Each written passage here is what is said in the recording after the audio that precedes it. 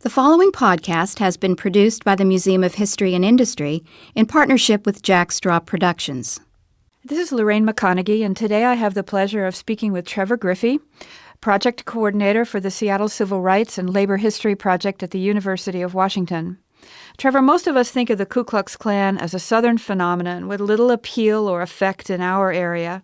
Yet the Klan successfully staged two very large local rallies in the early 1920s, the Great Convocation with a K in 1923 and the Klanvocation at Issaquah in 1924. What was the Pacific Northwest and the National Klan in that period?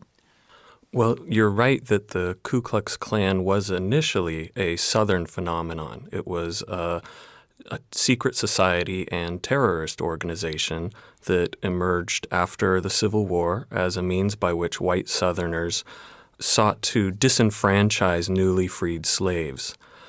The way that the Klan came to Washington state is similar to the way that it came to any number of states outside the South, which is to say it was part of what's called the Second Ku Klux Klan.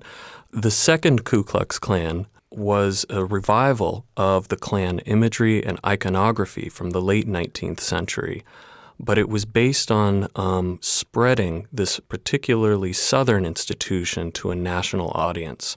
It was heavily popularized by a major motion picture of the time called Birth of a Nation that took a lot of Southern mythology that had been associated with celebrating the first Ku Klux Klan, and the movie sparked nationwide interest, along with the kind of revival of the Ku Klux Klan in 1915.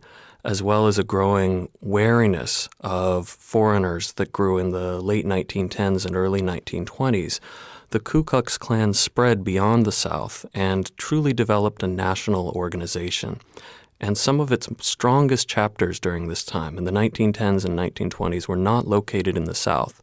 The strongest one was located in Indiana, but other places in the West actually proved to be incredible strongholds for the Klan, including Oklahoma, Colorado, and Oregon.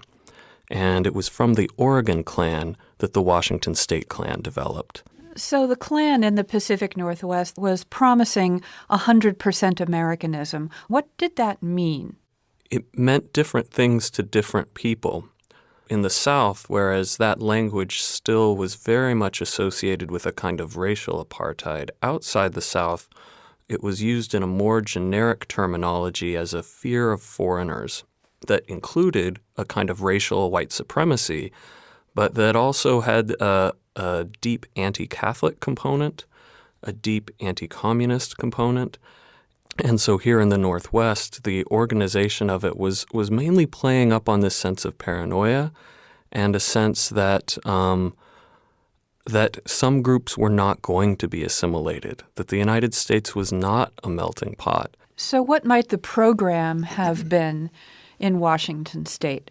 There was already existing fraternal organizations and societies that many men participated in particular, the Woodmen, the Freemasons, and other associations that tended to be anti-radical and tended to be anti-Catholic and tended to be a means by which people thought of themselves as providing a sort of community within the community and a certain leadership structure.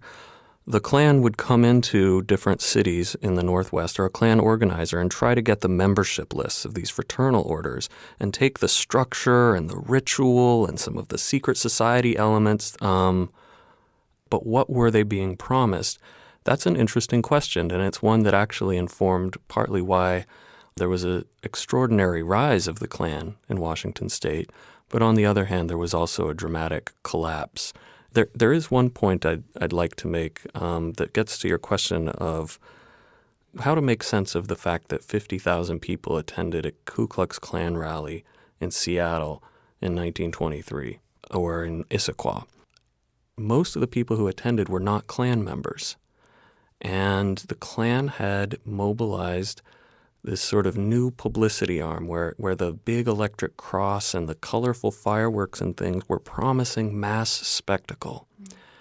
And I believe from looking at the newspaper records that many people went to these Klan rallies out of curiosity. The darker legacy of this history is that much of the celebration of burning crosses, of white robes, of explicit embracing of white supremacy, very few people disavowed that. Very few people came forward and said, this is wrong. Thank you very much. Thank you.